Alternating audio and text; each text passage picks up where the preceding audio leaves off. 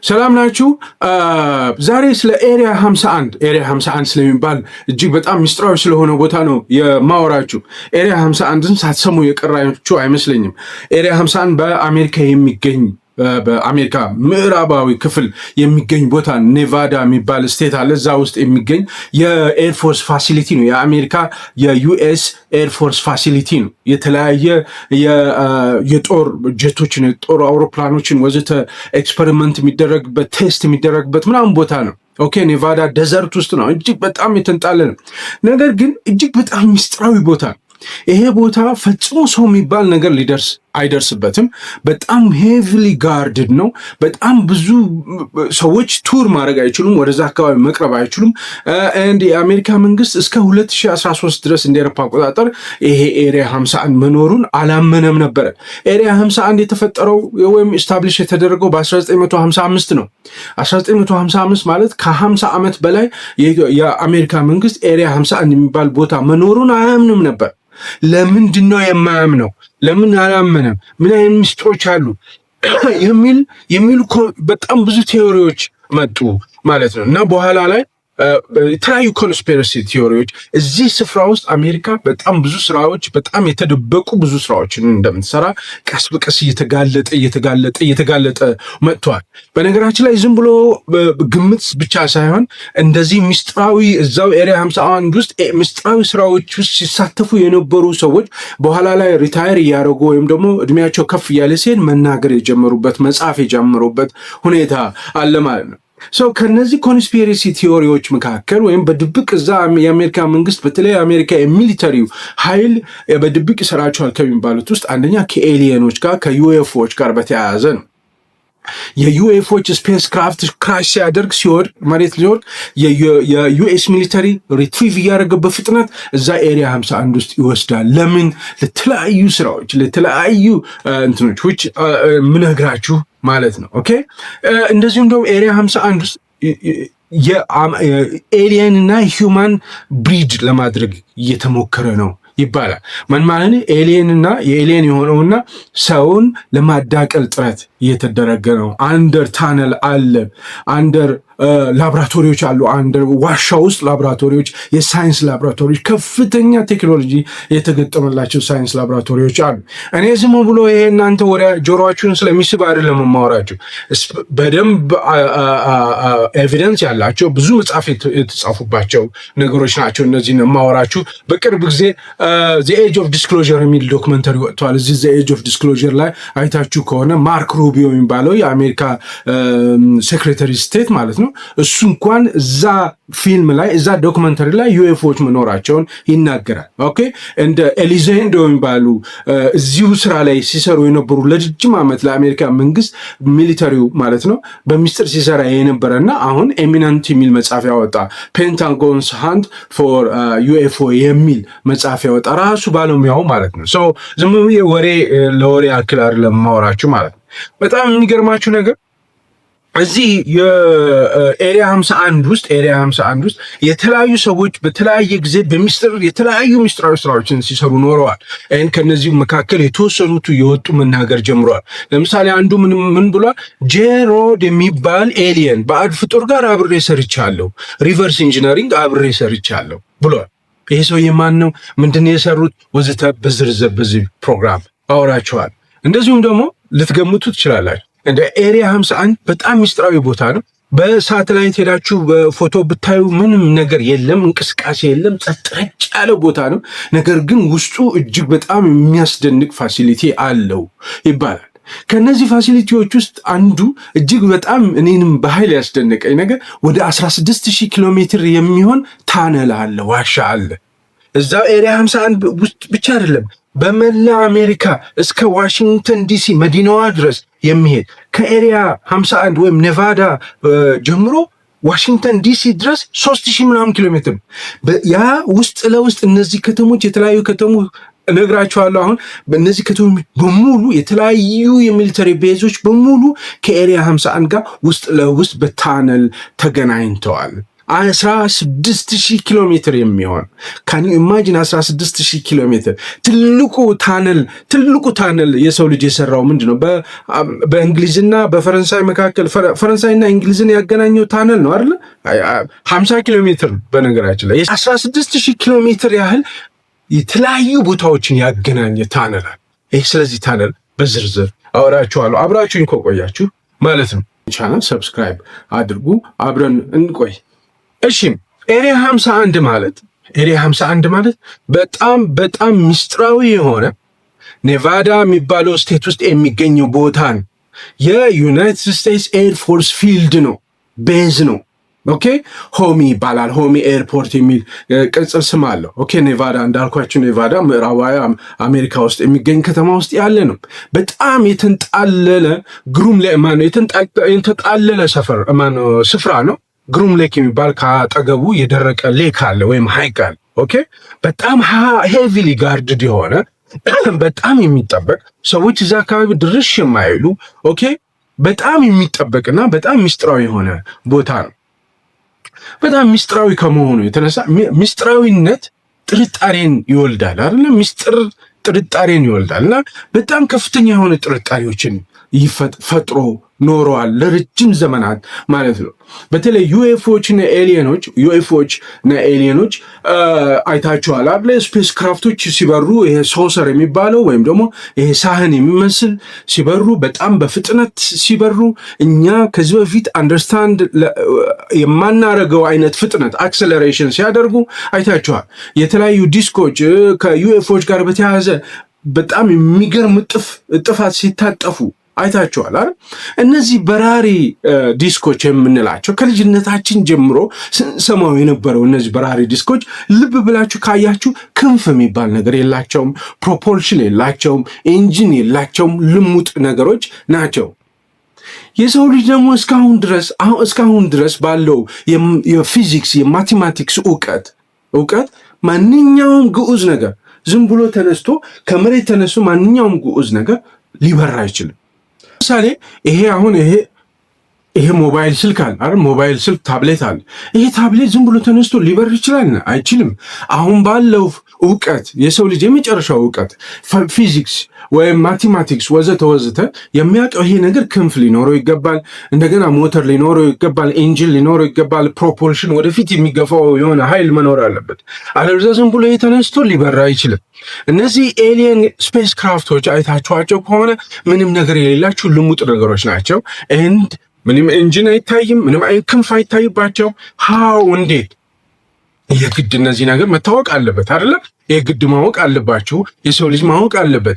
ከኛ የበለጠ እውቀት ያለው ከኛ የበለጠ የሳይንቲፊክ የሆነ ቴክኖሎጂካል የሆነ አድቫንስድ የሆነ ኖሌጅ ያለው ሌላ ኃይል አለ ማለት ነው። ከሰው ልጅ ውጪ መሬት ላይ እና ከመሬት አትሞስፌር ውጪ የመጡ የሚጎበኙን የመጡ የተለያዩ ስራ ሊሰሩ የሚችሉ ኤሊየኖች አሉ ማለት ነው ወደሚል ከፍተኛ የሆነ ጥርጣሬ ተፈጠረ። እንግዲህ የሚባሉትን ከፍተኛ ጥርጣሬ እንዲጫር ያደረጉትን አንዳንድ ነገሮችን ላንሳላችሁ።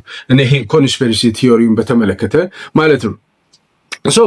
ለምሳሌ ሮዝዌል ኢንሲደንት የሚባላል 1947 ሰምታችሁት ሊሆን ይችላል። ሮዝዌል ኢንሲደንት ማለት አንድ ዊሊያም ማክ ብራዘል የሚባል እዛው ኒው ሜክሲኮ አካባቢ አንድ ነገር ይወድቃል። አካባቢው ራንቸር ነው ማለት አርብቶ አደር ነው። ብዙ በጎች ያሉት አርሶ አደር ነው እና በአካባቢው አንድ የሆነ ነገር ወድቆ ያ ነገር ሲያየው ፈጽሞ ከዚህ ዓለም የማይመስል አይነት ሆኖ ያየዋል። እንግዲህ አንድ አርሶ አደር ነው። በቃ ከዚህ በፊት እድሜ ልኩን ሁሉ ያላየው ነገር ነው።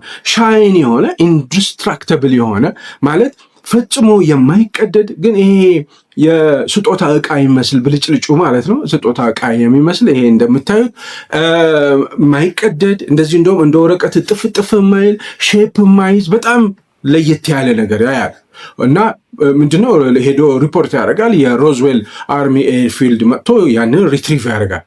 ጁላይ 8 ላይ ሚሊተሪው ወሰደው። ይሄን ሚሊተሪው ምን አናውንስ አደረገ? ለህዝቡ በራሪ ዲስከቨር አድርገናል ብሎ ተናገረ። ነገር ግን በሁለተኛው ቀን ባክ ትራክ ዳረጉ ማለት አይ በራሪ ዲስክ አይደለም፣ በቃ የወደቀ አንድ የሆነ ዌዘር ባሉን ነው፣ በቃ ምንም ይሄ ኖት ቢግ ዲል አይነት ነገር ብለዋሉ። እና በጣም ጥርጣሬ ፈጠረ ማለት ነው በህብረተሰቡ ዘንድ። ዩኤፍኦ አለ የለም ሲባል ከልጅነቱ ሲሰማ የኖረው ህብረተሰብ ጥርጣሬ ፈጠረ። ይሄ ኤሪያ 51 አካባቢ የሚባለው ቦታ የተለያዩ ኤሊየኖች ሲበሩ ድንገት ሲወድቁ ክራሽ ያደርጋሉ። ክራሽ ሲያደርጉ ሚሊተሪ የአሜሪካ ሚሊተሪ ሪትሪቭ እያደረገ እየወሰደ ኤሪያ 51 ወስዶ ያጠናል። ለምን ያጠናል? ቅድም እንዳልኳችሁ ነው። ስፔስ ክራፍቱ አበራረሩ እስካሁን ድረስ እኛ አንደርስታንድ አላደረግነውም። ስለዚህ እንዴት ነው የሚበረው ብሎ አንደርስታንድ ለማድረግ ሪቨርስ ኢንጂነር ለማድረግ ምን ማለት እንደሆነ ነግራቸዋለሁ። ያጠናል ማለት ነው። ሌላኛው ቦብ ላዛር የሚባል ሰውዬ በ1989 ፊዚሲስት ነው። እዚሁ ኤሪያ 51 አቅራቢያ S4 የሚባል ሲክሬት በጣም ምስጢራዊ ሳይት ሰራ ነበረ አለ። ምንድነው የሚሰራው? ሪቨርስ ኢንጂነሪንግ ሰራ ነበር። ምንድነው ሪቨርስ ኢንጂነሪንግ የሚሰራው? የነዚህን የኤሊየን ስፔስ ክራፍቶችን ሪቨርስ ኢንጂነር ለማድረግ ጥረት አደርግ ነበረ። ሪቨርስ ኢንጂነሪንግ ማለት ምን ማለት መሰላቸው? ለምሳሌ ይሄ ለልጆቻችን ስንሰጣቸው ምንድነው የሚያደርጉት? የመጀመሪያው ነገር ይሄ እንዴት ተገጣጠመ፣ እንዴት ሆነ ምናምን ብሎ ፍትትት ነው ማለት ብስብርብር ነው የሚያደርጉት ማለት። ይሄ ነገር ምንድነው ኮንስቲትዩት ያደረገው፣ ምንድነው ፈንክሽኑ፣ ምንድነው ምናምኑ እያሉ መፈለግ እንደገና ይሄ እንዴት እንደተሰራ ለማወቅ መነሻውን ለማወቅ እንዴት እንደሆነ ለማወቅ ምንና ምን ተገጣጥመው ነው እንደዚህ የሆኑት፣ ምንና ምን ሲነኩ ነው እንደዚህ አይነት ስክሪን የሚያመጣው የሚለውን ለማወቅ ማለት። ምክንያቱም ሞተር የለውም፣ ፕሮፖርሽን የለውም፣ ክንፍ የለውም፣ በከፍተኛ አክሴሌሬሽን ይበራል። ፕላስ ሚድ ኤር ላይ ቀጥ ብሎ ይቆማል። ሚድ ኤር ላይ በጣም አስቸጋሪ ነው። ለእንስሳቶች እንኳን አስቸጋሪ ነው ሚድ ኤር ላይ ለመቆማል። ሚድ ኤር ላይ ይቆማል፣ ሁቨር ያደርጋል፣ ያንዣብባል በፈለገው እንትን። ከዛ ደግሞ በማይጠበቅ ስፒድ አክሰለሬሽን ቀስ ብሎ ስፒድ እየጨመረ ነው። መኪና ስትነዱ እንዴት ነው በአንድ የተነስቶ 100 ኪሎ ሜትር በሰዓት አይበርማል። ቀስ ብሎ ነው የሚበረው፣ ቀስ ብሎ ነው ስፒዱ የሚጨምረው። ይሄ ግን እንደዚህ እንደቆመው ቆመ ብላችሁ እያያችሁት ኦኬ ተፈትልኮ በ1000 ኪሎ ሜትር በሰዓት የመብረራ እንትኑ አለ። ያንን ሪቨርስ ኢንጂነር ለማድረግ ተቀጥሬ እየሰራሁ ነበረ አለ። ይሄ አይደለም የሚያስደንቀው ተመልካቾች፣ 9 ዩኤፍኦችን በአይኔ አይቻለሁ ይላል ይሄ ቦብ ላዛር የሚባለው። ከነዚህ መካከል ጄሮድ ወይም JROD ከሚባል ዩኤፍኦ ጋር አብሬ ሰርቻለሁ ሪቨርስ ኢንጂነሪንግ። ይሄ ጄሮድ የሚባለው ዩኤፍኦ ወይም ደግሞ ኤሊየን ወይም ባዕድ ፍጡር ከሰዎች ጋር የራሱን ቴክኖሎጂ የራሱን ስፔስ ክራፍት የሚያበረውን በሮ የሚሄደውን ሪቨርስ ኢንጂነር እንዴት እንደተሰራ ያስረዳል። አብሮ ከሰዎች ጋር ሆኖ ኮላቦሬት አድርጎ ይሰራ ነበረ። እኔም ከሱ ጋር ሰርቻለሁ ብሎ ተናግሯል። ሌላ ቢሊ ሃውስ ሪታየርድ የሆነ ኔቪ ኦፊሰር ነው። እሱም ከጄሮድ ጋር አብሬ ሰርቻለሁ። ሁለት ሰዎች ጄሮድ ከሚባል ባዕድ ፍጡር ጋር አብረን ሪቨርስ ኢንጂነሪንግ ሰርተናል ብለዋል። እንደውም ቢሊ ሃውስ ምንድን ነው የሚለው? ጄሮድ ስታናግሩት እንዴት ነበር የሚመልስላችሁ? ምን አይነት ድምፅ ነው የሚያወጣው? ኤግዛክትሊ የአንተን ድምፅ ነው የሚያወጣው። አሁን እኔ ጄሮድን የሆነ ነገር ስጠይቀው በራሴ ድምፅ ይመልሳል፣ እናንተ ደግሞ በራሳችሁ ድምፅ ይመልሳል። ኤግዛክትሊ የእናንተን ድምፅ ነው መስሎ የሚመልሰው። And he would talk, but he'd sound just like if you spoke, he'd sound like you. ነገር ግን በጣም ጭንቅላቱ ትልቅ ነው፣ አይኑ ትልቅ ነው፣ ሰውነቱ በጣም ቀጭን ነው፣ ግሬይ ነው፣ በጣም ቲን ነው ሰውነቱ ይላል። ኦኬ ሁለት ሰዎች ጄሮድ ከሚባል ባዕድ ፍጡራን ጋር ሪቨርስ ኢንጂነሪንግ አብረን ሰርተናል ብለዋል። አራተኛው አይዘንሃወር የሚባል ፕሬዚዳንት ነበራቸው አይደለ? ድዋይት አይዘንሃወር የሚባለው አይደለ? ታውቁታላችሁ። 1953 እስከ 1961 እኔ እያነበብኩ ስለሆነ ጊዜውን ልንገራቸው። 1953 እስከ 1961 የነበረው ፕሬዚዳንት ይሄ በዚህ ፕሬዚደንሻል ጊዜ ዩኤፍኦዎች አሜሪካ መጥተው ፕሬዚዳንቱን ካላናገርም ብለው ጠይቀዋል። ፔንታጎን ድረስ መጥተው ጠይቀዋል ተብሏል። ኤንድ ፕሬዚዳንቱ በ1954 አናግሯቸዋል የሚል ነገር አለ። እንደውም በ1954 ፕሬዚዳንቱ ከፐብሊክ ቪው ጠፍቶ አልነበረም። ፕሬዚዳንት አይዘንሃወር አልነበረም። በ1954 አልነበረም፣ አልታየም፣ በፍጹም በህብረተሰቡ ዘንድ አልታየም። በ1954 የዛን ጊዜ ማለት እና ያ አለመታየቱ እነዚህ ዩኤፎዎች በእርግጥም አይዘንሃወርን መጥተው አነጋግረውታል። and for extended period of time ለህብረተሰቡ ፊት አልቀረበም ተብሎ ይባላል። እንደዚህ አይነት ነገሮች አሉ፣ እንዲህ አይነት ኮንስፒሬሲዎች አሉ። ኦኬ ሶ እንግዲህ ቅድም እንደነገርኳችሁ ከ2000 በላይ መጽሐፍት የተጻፉባቸው ጉዳዮች ነው የማወራቸው። ይህ ዝም ብሎ ወሬ ብቻ ሳይሆን በእርግጥ በደንብ የተጨበጠ ነገር የለም። ነገር ግን ከፍተኛ ሚስጥራዊ ሁሉ ጊዜ ሚስጥራዊ የሆኑ ነገሮችን ተፈትሸው ብሬክ ተደርገው ነው የሚገኙት እንጂ ፊት ለፊት እንኩ ተብሎ የሚሰጥ አይደለም። ኤሪያ 51 ማለት ኤክስትራቴሪስቴሪያል የሆነ ሪሰርች የሚከናወንበት ቦታ ነው። የሚሊተሪ ኤርክራፍት ብቻ የሚሰራበት፣ የሚሊተሪ አውሮፕላኖች የጦር ጀቶች ብቻ እየተሰሩ ቴስት የሚደረጉበት ቦታ ብቻ አይደለም። ይሄ ሀብ ለኤክስትራቴሪስቴሪያል ኤሊየኖችና ቴክኖሎጂዎቻቸውን ለማጥናት የሚጠናበት ቦታ ነው። እንደዚሁም ደግሞ ኤሊየን ቦዲስ ራሱ ኦቶፕሲ በማድረግ እነዚህ በክራሽ ሲያደርግ አንድ ዩኤፍኦ አሁን ይሄ ሶሰር የሚባለው ሳህን የሚመስለው በራሪ ዲስክ ክራሽ ሲያደርግ አብሮት ውስጡ ኤሊየኖች አሉ አይደል? መኪና ሲጋጭ በውስጡ ሹፌሩና ተሳፋሪዎች ይኖራሉ። ልክ እንደዛ ኤሊየኖች ይኖራሉ። በክራሽ አማካይነት ሲወድቅ ኤሊየኖች ይሞታሉ በአደጋው ምክንያት። በህይወት የቆዩም ሊኖሩ ይችላሉ። ዞሮ ዞሮ ሬሳቸውን ይዘው በመሄድ ሳይንቲስቶች ሬሳቸውን በመቅደድ በማየት ባዮሎጂክሳቸውን ያጠናሉ። ባዮሎጂክሳቸው ማለት የውስጣዊ ሁኔታቸው፣ አኗኗራቸው እንዴት ነው? ይተነፍሳሉ ወይ?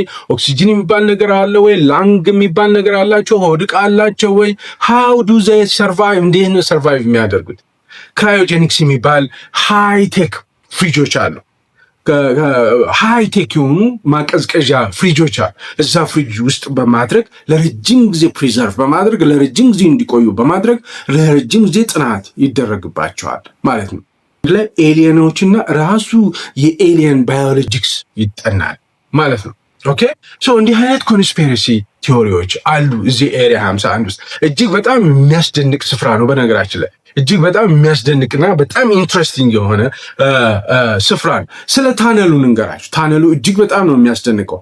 16000 ኪሎ ሜትር ያክል አንደርግራውንድ ታነል ሲስተም አለ።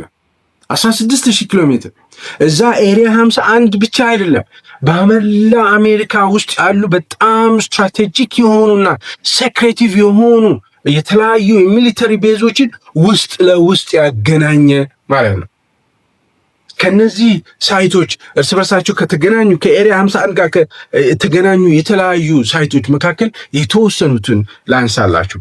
ለምሳሌ ኔሊስ ኤርፎርስ ቤዝ የሚባለው ላስ ቬጋስ የሚገኘው ይሄ ወደ 85 ማይል ነው። ወደ 85 ማለት ከ90 እስከ 100 ኪሎ ሜትር አካባቢ ርቀት አለው። ከማን? ከኤሪያ 51። ኔሊስ ኤርፎርስ ቤዝ ከኤሪያ 51 ወደ 85 ማይል ያህል ራቅ ይላል። ኔሊስ ኤርፎርስ ቤዝ ማለት ለኤሪያ 51 በጣም የቀረበ ኤርፎርስ ቤዝ ነው። እንደ ዋና መስሪያ ቤት ይታያል። ሌላኛው ቼኒ ማውንቴን ኮምፕሌክስ የሚባላል ኮሎራዶ ስፕሪንግስ። ይሄ 1287 ኪሎ ሜትር ርቀት አለው ከኤሪያ 51። ቼኒ ማውንቴን ኮምፕሌክስ 1287 ኪሎ ሜትር ርቀት አለው። ግን ውስጥ ለውስጥ ከኤሪያ 51 ጋር በውስጥ አንደር ታናል በታነል ሲስተም ተገናኝተዋል። 1287 በጣም ርቀት አላቸው፣ ግን ተገናኝተዋል ውስጣቸው።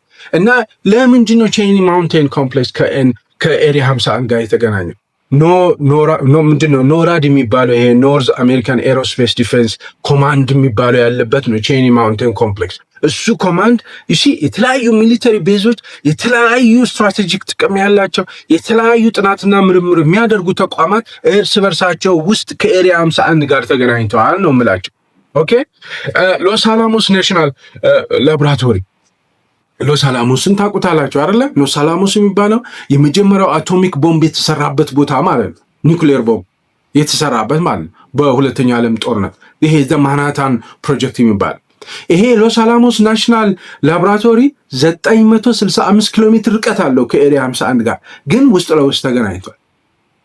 ሌላኛው ዶልች ቤዝ ይባላል። ዶልች ቤዝ ማለት የኤሊየኖች ሌሎች ከኤሊየን ጋር በተያያዘ ኤክስፐሪመንት የሚሰራበት ፋሲሊቲ ነው ዶልች የሚባለው። ይሄ ምን ያህል ርቀት አለው መሰላችሁ? 1126 ኪሎ ሜትር ርቀት አለው ከኤሪያ 51 ጋር። ኦኬ ኤሪያ 51ን መካከል አድርጋችሁ የምነግራችሁን ሳይቶች በሙሉ በውስጥ የሚያገኝ አንደር ታነል ሲስተም አለ፣ አንደርግራውንድ ታነል ሲስተም አለ። ይቅርታ ኦኬ። እንደውም በነገራችን ላይ ዶልች የሚባለው ቤዝ ላይ በተለይ ከኤሊየኖች ጋር በተያያዘ ጥናትና ምርምር የሚደረግበት ፋሲሊቲ ነው ብያቸዋል። እዛ እንደውም የሰው ልጅና ኤሊየኖች ተጣልተው ግጭት ሁሉ ተፈጥሮ ያውቃል ይባላል። ኦፍኮርስ መጨረሻ ላይ ከማን ጋር እንዲገናኝ ነው የምታስቡት? ከዋሽንግተን ዲሲ ከመዲናው ጋር መንግስት ካለበት ቦታ ስፍራ ጋር የተገናኘ አንደርግራውንድ ማለት ነው። በዋሽንግተን ዲሲ እና በኤሪያ 51 መካከል ምን ያህል ርቀት እንዳለ ታውቃላችሁ? 3700 ኪሎ ሜትር ያህል ርቀታል። ባለፈው ስለ ኒውክሊየር ቦምብ አውርቻችኋለሁ። ከዚህ በፊት የነበረው ቪዲዮ ስለ ኒውክሊየር ቦምብ ነው ያወራችሁ። ኒውክሊየር ቦምብ በተመለከተ ሩሲያና አሜሪካ የኒውክሊየር ጦርነት ውስጥ ቢገቡ አሜሪካዊው ፕሬዚዳንቱ የአሜሪካ ፕሬዚዳንት ሁልጊዜ ካጠገቡ የማይለይ ብሪፍ ኬዝ አለ ብያቸዋለሁ አይደል? ፕሬዚደንሻል ኢመርጀንሲ ሳችል ይባላል። ብሪፍ ኬዝ ቦርሳ ነው። እዛ ቦርሳ ውስጥ ብላክ ቡክ አለ። ከብላክ ቡክ ውስጥ ምን አሉ? ብዙ ነገሮች አሉ ብያቸዋለሁ። ከነዛ ውስጥ ሴክሬት ፋሲሊቲዎች አሉ። ፕሬዚዳንቱን በእንዲህ አይነት አደጋ ጊዜ ወስዶ የሚደብቁበት ቦታ አለ። ያ ቦታ የተጻፈበት ማለት ነው። ይሲ ይሄ አንደርግራውንድ ታነል ሲስተሙ እውነት ነው ማለት ነው። ኦኬ አሁን ወደ ጭንቅላታችሁ የሚመጣውን አንድ ነገር ልንገራችሁ። እንግዲህ ይሄ ቦታ ለምንድን ነው አንደርግራውንድ ታነል ሲስተሙ ለምንድን ነው የሚያስፈልገው? ለምን ያስፈልግ ይመስላችኋል? በጣም ሲምፕል ግልጽ ነው። ሴኪዩር የሆነ ትራንስፖርቴሽን ነው። ቅድም እንዳልኳችሁ ኤሪያ 51 የተለያዩ ጥናትና ምርምር የሚደረግበት ፋሲሊቲ ነው ብያቸዋል። ያ ማለት ነው የሚወጣ መኪና አለ፣ የሚገባ መኪና አለ፣ የሚወጣ እንትን አለ፣ የሚንቀሳቀስ ሰው አለ፣ ምናምን አለ ማለት ነው። ኤሪያ 51 ስትሄዱ ግን በቃ ጭልጥ ያለ ደዘርት ነው። ምንም ነገር አይታይም። እንኳን እናንተ ቆማችሁ በአይናችሁ አይታችሁ ሰው ልታዩ ይቅርና ሳተላይት ላይ ሆናችሁ ምንም አይነት እንቅስቃሴ አታዩ። እንዲህ አይነት ፋሲሊቲ ከሆነ እንቅስቃሴ መኖር አለበት። ሰዎች ይንቀሳቀሳሉ፣ የሚሰሩ ሰዎች አሉ፣ ጽዳት የሚሰሩ አሉ። ሳይንቲስቶች ወጥተው መግባት አለባቸው። መኪና ይገባል፣ መኪና ይወጣል አይደል እንዴ? ትንሽ እንኳን መስሪያ ቤት በጣም ብዙ እንቅስቃሴ አለው። እንደዚህ አይነት እንቅስቃሴ የለውም ይሄ ቦታ። አንደርግራውንድ ታነል ሲስተም እውነት ነው ማለት ነው። የተለያዩ ነገሮችን ትራንስፖርት ለማድረግ ለመንቀሳቀስ፣ እነዚህ ኤክስፐሪመንቶችን ፕሮቶታይፖችን ለማንቀሳቀስ የስትራቴጂክ ሚሊተሪ ሞቢሊቲም ጥቅም ይሰጣል። በመላ ሀገሪቱ ያሉ ትልልቅ የሚሊተሪ ቤዞች የተገናኙበት አንደርግራውንድ ታነል ሲስተም ነው ብያቸዋል። ከአንዱ ከተማ ወደ አንዱ ከተማ ወታደሮች በቀላሉ ሙቭ ያደርጋሉ። ለምሳሌ ሎስ አንጀለስ የሆነ ከፍተኛ የሆነ ረብሻ በሚኖርበት ጊዜ በአውሮፕላን በምን ግን በፍጥነት እዚህ ይገኛል ማለት ከፍተኛ የሆነ የትራንስፖርት አገልግሎት ይሰጣል ማለት ነው። እንዴት 16000 ኪሎ ሜትር እንዴት ኮንስትራክት ሊደረግ ቻለ? አይደለ ትልቁ ነገር 16000 ኪሎ ሜትር ካን ዩ ኢማጂን? 50 ኪሎ ሜትር ነው የሰው ልጅ ትልቁን ታነል የሰራው። ታነል ይባላል። በዩኬ እና በፈረንሳይ መካከል ሁለቱን ያገናኘ ታነል 50 ኪሎ ሜትር። ይሄ 16000 ኪሎ ሜትር ነው። how do they construct it? እንዴት ኮንስትራክት አረጉት? ዴኬድስ በጣም ረጅም ዘመን የፈጀ ኮንስትራክሽን ነው። እዚህ ኮንስትራክሽን ላይ ከተሳተፉ እጅግ በጣም አስደናቂ ቴክኖሎጂዎች መካከል ታነል ቦሪንግ ማሽንስ የሚባለዋል። ታነል ቦሪንግ ማሽንስ ማለት እንዲህ ሆነው እንዲህ እየተሽከረከሩ እርዝን እየቦረበረ የሚሄድ ማለት ነው። እና ኒውክሊየር ፓወርድ ነው ይባላል። ኒውክሊየር ፓወርድ ማለት ኒውክሊየር መሳሪያ ይጠቀማል ማለት አይደለም። ኒውክሊየር ፓወርድ ማለት በኒውክሊየር ኃይል የሚንቀሳቀስ የራሱን ኃይል ራሱ እያመነጨ ነው የሚሄደው ማለት ነው። ታነል ቦሪንግ ማሽንስ ተጠቅመው ይሄንን ውስጥ ለውስጥ የቦረቦሩት የሚል ነው። ኦኬ ምንም አይነት ኤሪያ 51 ላይ ምንም አይነት እንቅስቃሴ ምንም አይነት የኮንስትራክሽንም የሆነ አንድ ግለሰብ እንኳን ወጥቶ ሲገባ አይታይም ብያቸዋል። ይሄ ሁሉ ኮንስትራክሽን ሲፈጠር ይሄ ሁሉ አንደርግራውንድ ታነል ሲስተም 16000 ኪሎ ሜትር ሲሰራ ዴብሪሱ የት ሄደ? ከውስጡ የሚወጣው አፈርና ቆሻሻ ድንጋይ የት ሄደ? ለምን አልታየም? ቢ ከ16000 ኪሎ ሜትር ታነል ቢወጣ ያ ሁሉ ቆሻሻ ያ ሁሉ እንትን ቢወጣ አገር የሚያክል የተከመረ አፈር የተከመረ ኮረብታ ነው አይደል የሚሆነው። በምን እንደሚያጠፉት እንገራችሁ። ሌዘር ወይም ፕላዝማ በሚባል መሳሪያ። ሌዘር ማለት የቢም ያለበት ማለት ሌዘር ማለት ቢም መሳሪያ ማለት ብርሃን ያለበት ማለት። እንደዚሁም ፕላዝማ የሚባል አለ። ይሄ ፕላዝማ በጣም ሱፐር ሂትድ የሆነ አዮናይዝድ ጋዝ ነው። አዮናይዝድ ጋዝ በዚህ ጋዝ ይሄ ደብሪሱን ይመቱታል። ሲመቱት በቃ ኩምሽሽ ብሎ አመድ ነው የሚሆን። ያን የሚያክል ማሲቭ የሆነ ፒት ማለት ነው። ፒት አፈር የተቆለለው ድራሹን ያጠፉታል ማለት ነው። ኦኬ። እና ሌላ ስቴልዝ ኮንስትራክሽን ማለት ለሳተላይት ከርቀት እንኳን ማየት እንዳይቻል የሚደብቅ ቴክኖሎጂ ይጠቀማል። ስቴልዝ ኮንስትራክሽን ይባላል። እዛ አካባቢ የሚደረገው ኮንስትራክሽን ለአይን እንዳይታይ መደበቅ የሚችል ቴክኖሎጂ ነው። ይሄንን ስቴልዝ ኮንስትራክሽን ይጠቀሙ ነበረ። ኦኬ። በጣም አስደናቂ ነው። እጅግ በጣም አስደናቂ ነው። ትራንስፖርቴሽን ሲስተም አለ ውስጡ። ሜጋሌቭ የሚባል ባቡሮች አሉ። ሜጋሌቭ ማለት እንደዚህ እየተንሳፈፉ የሚሄዱ ማለት ነው። መሬት ላይ እንደዚህ የተጋጨ በፍሪክሽን የሚሄድ ሳይሆን ሜጋሌቭ ማለት እንደዚህ የተንሳፎ የሚሄድ ማለት በማግኔቲክ ኃይል ተንሳፎ የሚሄድ እጅግ በጣም ፈጣን የባቡር ትራንስፖርት ሲስተም አለው በውስጡ። ይሄ ታነል ሲስተም በጣም ኢንትረስቲንግ ነው። እኔ ውሸት እንኳን ቢሆን እኔ እንደዚህ አይነት በጣም የሚያስደስት አእምሮ ነቃ የሚያደርገኝ ወሬ ነው ይሄ ወሬ እንደው ውሸት እንኳን ቢሆን ማለት ይሄን ይመስላል። ወዳጆቼ እጅግ በጣም ነው የማመሰግነው። በተለይ እስካሁን ድረስ የቆይታችሁ ላያችሁ፣ ላዳመጣችሁ ከልቤ የምንጭ ምስጋና አቀርብላችኋለሁ። እንደው መኖራችሁን ለማወቅ እዚህ ድረስ መቆየታችሁን ለማወቅ ኮሜንት ላይ አንድ ብላችሁ ጻፉልኝ፣ ኮሜንት አድርጉልኝ። ሰብስክራይብ ማድረግ አትርሱ። እስካሁን ድረስ ከቆያችሁ ሰብስክራይብ ማድረግም አትርሱ። ወዳጆች እንሆናለን። እጅግ በጣም አመሰግናለሁ። ቻው።